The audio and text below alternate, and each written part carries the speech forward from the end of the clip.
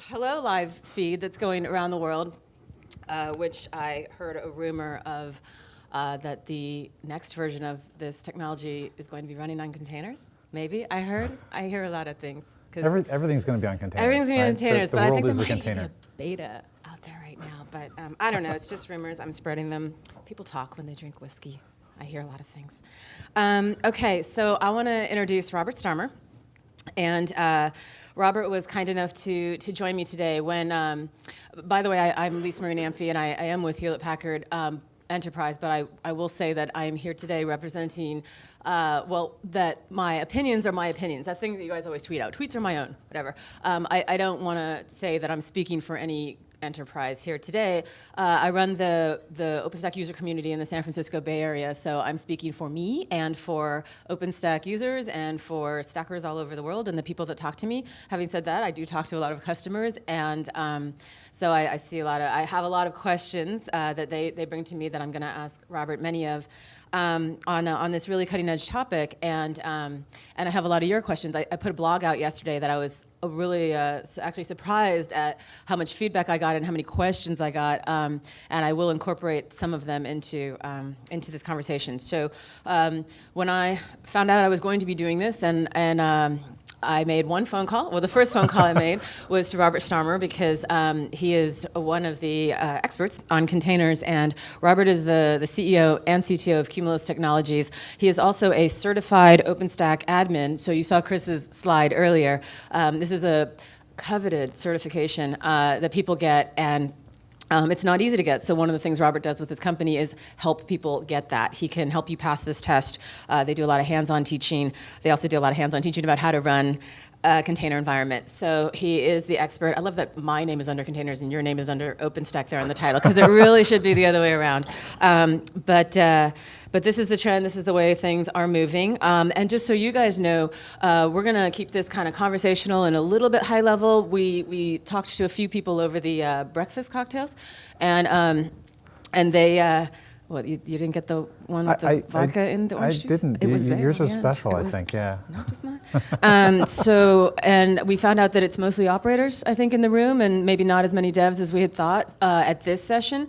So we have a technical deep dive of this content that we're going to go into this afternoon. And Robert and Michael, my colleague here in the front, are going to going to do a demo, going to really show you this technology working. We're going to talk a little bit about how containers and OpenStack fit together, at least with containers on top of OpenStack, because you can also flip it. OpenStack on containers, containers on OpenStack. We will do all of the things, and it'll probably be pretty obvious by the end of this little talk which container technology we chose to actually demo today and to get working.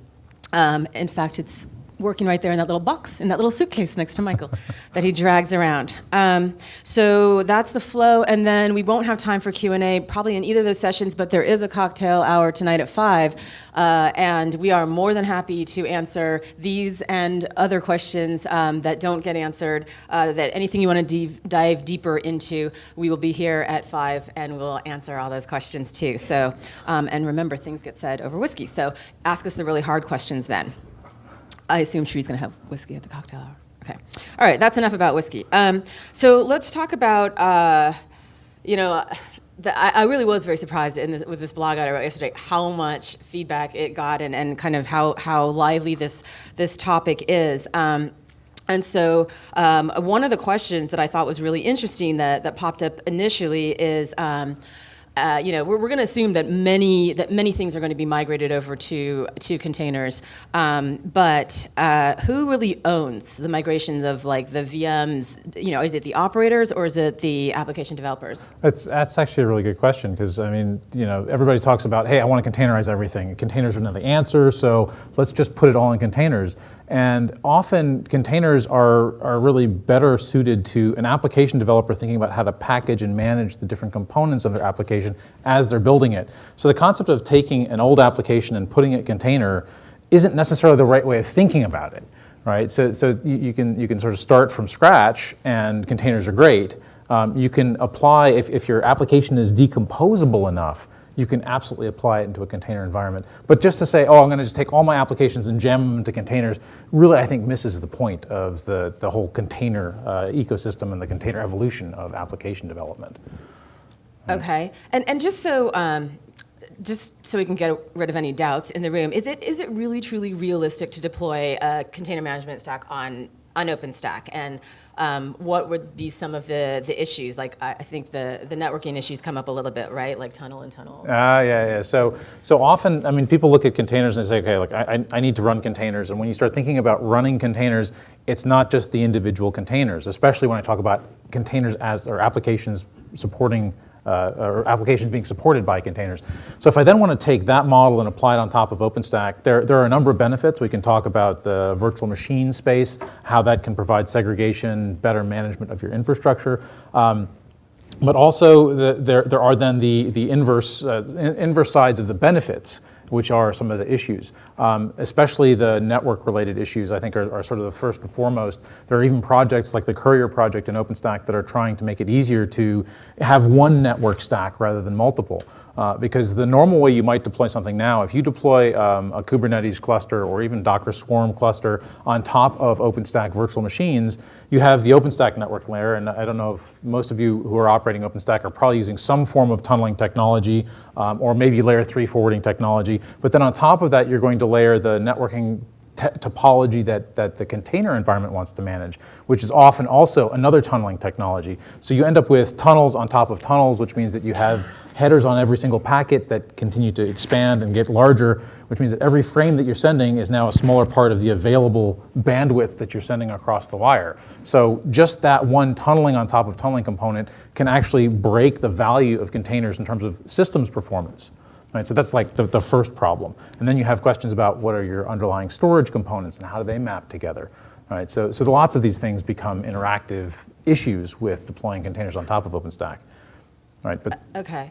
Well, and one more question on for the techie, the devs in the room, and then we'll get back into the more theory. But so are there, because I heard this one a lot, scheduling overlaps, should you be, what's the impact of deploying both tenants, a VM, everything on? Oh yeah, sure. So if we start thinking about scheduling, so if I take my OpenStack environment, which is a virtual machine, or principally a virtual machine deployment environment, and I say, well, I'm just going to deploy some VMs as containers. I'm going to deploy a container management system on top of that. Maybe I'll use Magnum as a way of actually deploying Kubernetes or Docker Swarm environment on top of OpenStack. That's the first step, but now I have VMs that are potentially managing containers that have their own internal scheduler for the actual container resources, and then I have the scheduler for OpenStack that's managing my virtual machine deployment.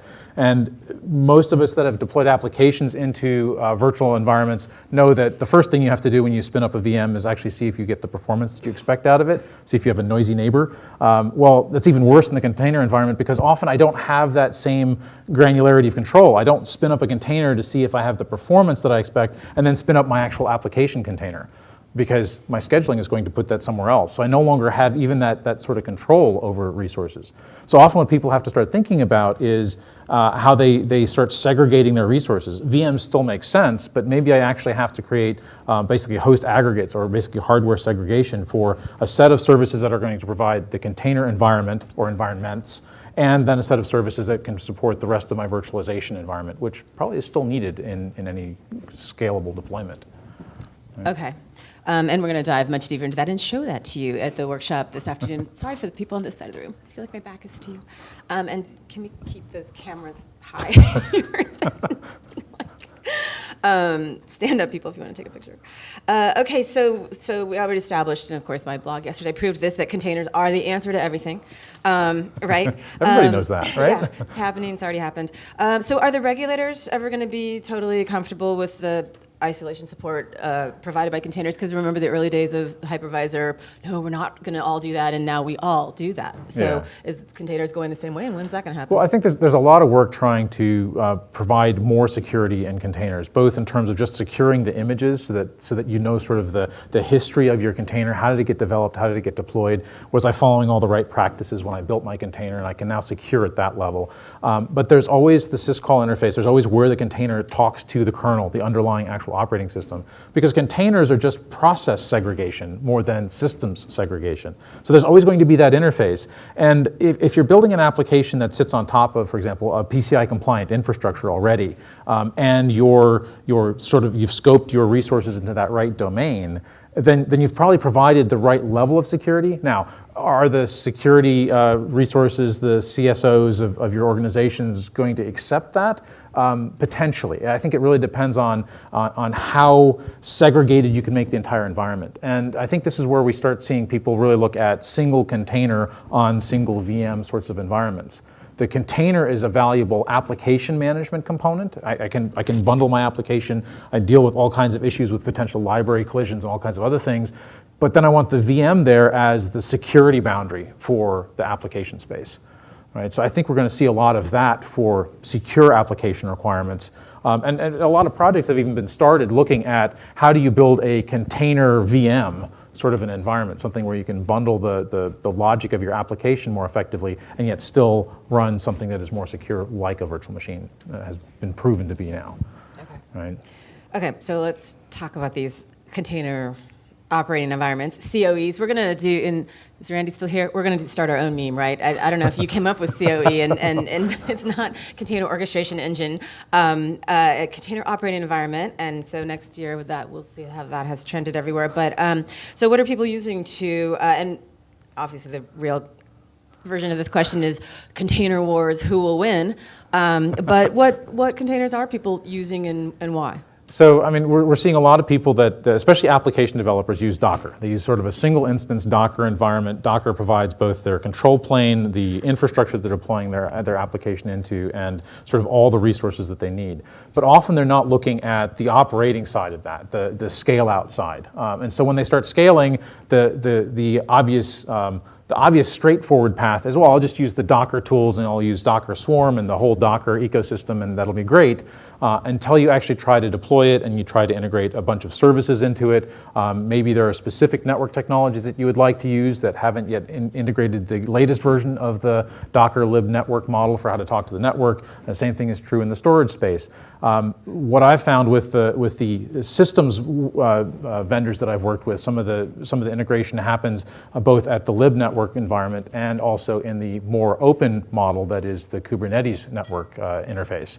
Right, so there's a common container networking interface that's part of the container was opencontainer.org process from the Linux Foundation that Kubernetes has invoked as a major way of managing network service across the cluster. Kubernetes has also looked at making storage more open. And in general, the experience I've seen and the people that I've been working with have seen is that if you're trying to do something and you expect anything beyond a stock standard and sort of enterprise supported model for clustering, you're going to be in the Kubernetes space. I think that's almost without doubt. Now, does that mean that Docker goes away because, well, it didn't provide enough openness? I mean, if that's really what's going on in the Docker community, I don't know. But if that's really the case, I still think that more open platforms win. And actually having a community that feels like they get supported when they make suggestions and make changes also potentially wins. Yeah, the community aspect of this is actually really interesting, and we're both from the San Francisco Bay Area. I'm not sure if I mentioned that, and I'm running the user group down there with Sean Roberts and a few of my other colleagues here. And 4 of the last 5 user group meetings we did on this topic. And Robert's been nice enough to speak at many of them. So we really started this conversation, and we've been having it a lot. Our friend Rob Hirschfield, who many of you know, will be speaking at the next one, if anyone's in San Francisco, on October 19th, to do an even deeper dive from another angle about the real deal with Kubernetes and OpenStack.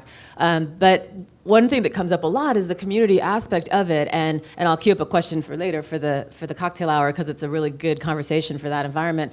But many of us were here at DockerCon a month ago, 2 months ago, June, I guess. They made a lot of interesting announcements. A lot of them weren't as community friendly as maybe some of the community liked. This is just what we community architects hear. And And so, we have our own opinions about who is a little bit more community friendly, and this is open source, and trust is a big thing, and how open and how much access the people have, and how much you bring your community in, and going forward especially. So SwarmKit will raise all kinds of other questions, and we'll have another meetup on that when that happens. But I think for the most part, Kubernetes is dominating this conversation, and Google has been amazing with the community, and they're 5 minutes from our house. Yeah. So down in the Bay Area, so maybe we're a little bit biased that they're, we can go for lunch and talk to them, but they really have been, in my opinion, very good community players. And so how are you seeing that? Yeah, I'm seeing sort of the same thing. I mean, most of the, like I said, the systems vendors that I work with, I think have an easier time integrating at the Kubernetes level. From an operational perspective also, it seems like the model that sits behind Kubernetes, I mean, having been derived from whatever it is Google actually runs in the back end, also seems to map well to how people actually think about their application deployments. So when people are going beyond that sort of single container, this is the application component I need, talking to some remote database somewhere, and start thinking about applications as resources that need to scale and groups of resources that need to scale, and sort of going back to what Randy was saying earlier about, hey, the cattle model is really the fact that services can be restarted and redeployed without impacting the overall system, rather than thinking of them as monolithic components. The individual components have to be more flexible. So modeling things as resources that scale, modeling things as endpoints, service endpoints that you'd like to always have available is a large part of what the Kubernetes service model provides. And from an operations perspective, at least from my perspective, that makes a lot more sense in terms of how I manage that overall systems environment. I would say at the same time, both environments, both the Docker core ecosystem and the Kubernetes ecosystem are growing rapidly. We're seeing a lot of people actually start to deploy or support Kubernetes at the enterprise level, right? So, I mean, even that's sort of starting to come along. I mean, the CoreOS guys have been doing it for a while. Canonical just announced their support at sort of an enterprise sort of scale, and I think that's also going to further help customers that are saying, look, I want to use these tools. They're a part of my overall environment. I'm still going to have virtualization. I'm still going to have bare metal services, but I need support for it too, right? I can't operate an environment, especially when I have hundreds of customers impacting me, and say, well, I'm going to do all the support. I mean, open source is great, but there still is a support question, right? So given that, what you mentioned about enterprise, and by the way, we didn't queue up these questions, so if you see like this shocked look on his face, it's because I'm throwing things at him I didn't tell him I was going to ask. But what industries are you seeing that really, migrating to this? Is there a certain industry or verticals that this is more suited for than others? Well, so what I'm actually seeing are people that, because I focus on operations, I don't get to do a whole lot of application development in my business, but the operators are actually looking at containerizing application components. So we see things like the OpenStack Cola project being a core part of how to enable containers at an infrastructure level. So this isn't the application that the end users see necessarily, but it's supporting those applications. Deploying OpenStack as a set of containers is incredibly powerful. It helps address some of the problems that people have had with deploying OpenStack and migrating to the next version. Or even changing a specific component of the OpenStack environment rather than the entire system, because they like the newer function of Keystone. They get SSO, for example, without having to necessarily impact what is working for them in the rest of the OpenStack environment. The containerization of those resources is incredibly powerful. And earlier I said that one of the problems with people thinking about, I'll just take an application like OpenStack and put it in a container, is that doesn't work, right? You really have to be able to decompose it. And because OpenStack is so distributed, so broken apart into different resources, and actually each project has a very similar sort of style, with the exception, I guess, of Swift really, has a very similar style of the resources that are used, the resources that are communicated, the Oslo project backend resources. It's actually easier to take that and break it apart into containers, and then leverage those containers, upgrade them, restart them, et cetera, and watch them from the operating space.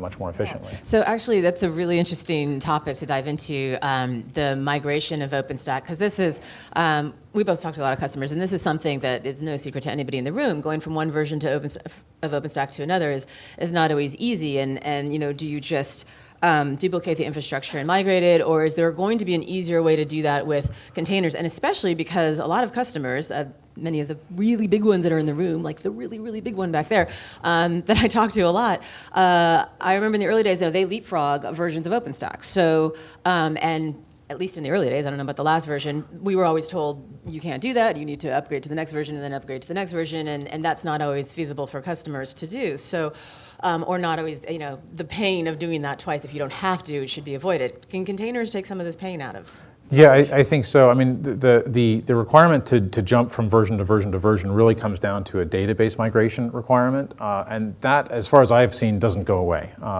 But the ability to spin up every single individual model of container, so from a Kilo to Liberty to Mitaka to Newton, because I only want to go from Kilo to Newton, to be able to spin up all those intermediate containers, run the migration processes with the right code that actually map the migration, verify I still have a running system, and then sort of continue on the process is really powerful. The Cola team has actually worked quite a bit on trying to make just at least that one step, upgrade, downgrade, successful and simple. So you can see a better path over time to that kind of migration. But I think it actually begs the other question too. People have been talking recently, not so much about OpenStack. I've actually heard lots of people say, and I'm sure you have as well, OpenStack's done. We can all go home now. We've done what we needed to do. We can call that a game. And okay, and that's a great concept because the new shiny thing is containers and Kubernetes and maybe Docker Swarm or what have you. Yeah. But the reality is that environment, from an operator's perspective, my perspective, has exactly the same problems. How do I upgrade it? I still need a bunch of additional infrastructure, like I need to have load balancing. I need to have a decent storage management model that I can integrate. I need the network services that work across all my different platforms. How do I deal with that? Right? Yeah, and I know we have the workshop later today, so I'll queue up some questions that you guys can come and talk to us about, things we didn't get to. We were going to talk a little about the difference between application containers and system containers and when you would go do what. Also, definitely, bare metal and where there's and when I saw Devananda sitting here, I decided not to ask you the question about bare metal because I thought, okay, I never want to be talking about something when there's somebody right in front of me who is like the absolute expert. But Project Ironic does, factor into this. And so please talk to all of us later about that. And if you don't know Devananda, he is the expert on Project Ironic. And I'm just going to end with one question because this is probably the one I got the most after the blog yesterday, and including a text this morning from my dear friend Monty Taylor, who read the blog this morning. And so I'll just put it in his words, and I will read because it's really very dangerous to misquote Monty Taylor. So I'll get it right. So tell me, should we ditch all the VMs and just use containers for everything? Is this the end of VMs as we know Right, them? this is the end of VMs as we know it. I would basically say no. This is absolutely not the end of VMs. As a matter of fact, like we were saying earlier in terms of security, often the best way to manage security, at least until we can prove that containers provide the right level of security for an application, is to actually run those inside of a separate VM. That way you can have tenant-based VMs that provide, or project-based VMs, however you want to think of it, that provide security at that level. The containers then provide the application deployment benefit that they really do provide, and the two married very well together. So we need it all. We do need it all. Oh my gosh, thank you so much. Thanks for agreeing to do this kind of last minute. Thanks for your expertise. Workshop later today, I think it's at 3:50. Cocktails at 5, right? Tree, when are you buying us drinks? 5:30. Got it. I just drink water. So and whiskey. Okay, thank you everybody so much. Let's keep the conversation going. Those are our Twitter handles. Tweet us questions. We'll be answering them all day, and come and ask us questions later. And Shri, seriously, next time. Okay. Thanks, Lisa. Thanks, Rob. Thank you.